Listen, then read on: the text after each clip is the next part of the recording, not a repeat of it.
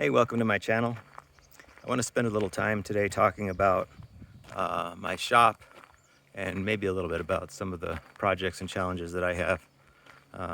So this shop is 30 feet long by about 26 feet wide, and it used to be all shop. I decided to build a gym in part of it, and so by eliminating a 12 by 12 space, actually it just shoved all of my projects into the remaining space. And so that really forced me to kind of have to raise my game. I had extension cords running everywhere. I had to kind of navigate my way around tables and extra storage and all kinds of stuff. And I just got kind of fed up with it, and I started organizing. And it's not organized at the moment.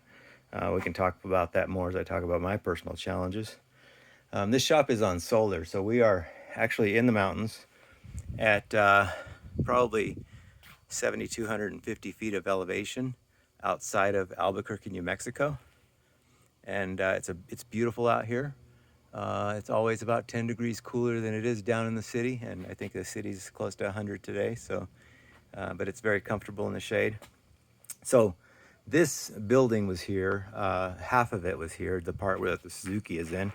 When I first moved in here, when we bought this place 4 years ago.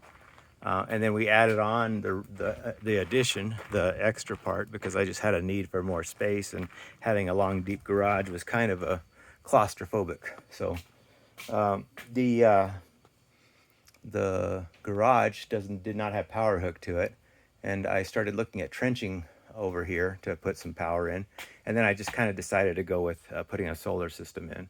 I woke up one morning, and the deal of the day at Amazon was 180 watt panels, and so I went ahead and bought a couple of those, and then I started to have to figure out, well, how does solar work and what do I need to be doing?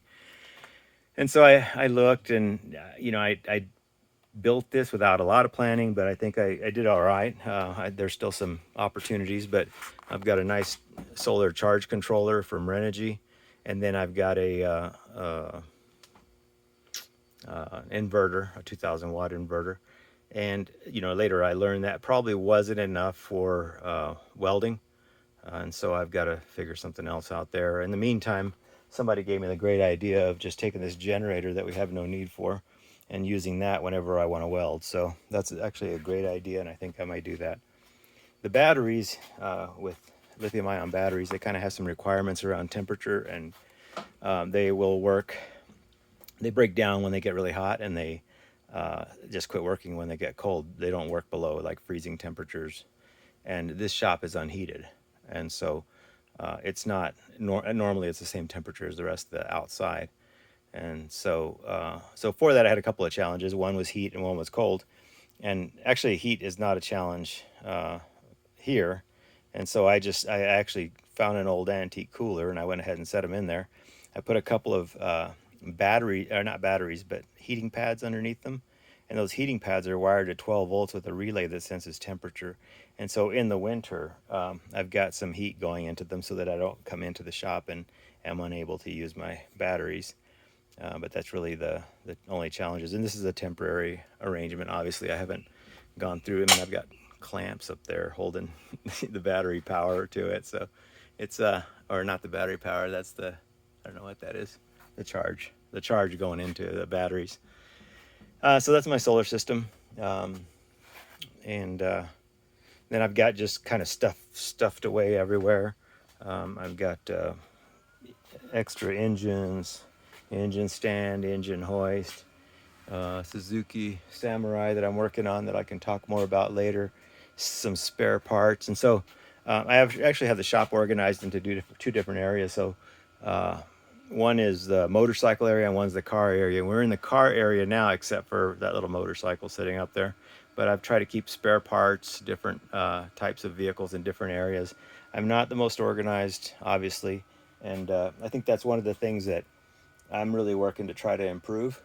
There's a couple of character flaws that I would say that I have. One of them is wanting to just get things done and get to the result versus worrying as much about the process. And so as a result, when I run into a barrier, sometimes I might take a shortcut or just say, it'll be fine or whatever, send it. But I think that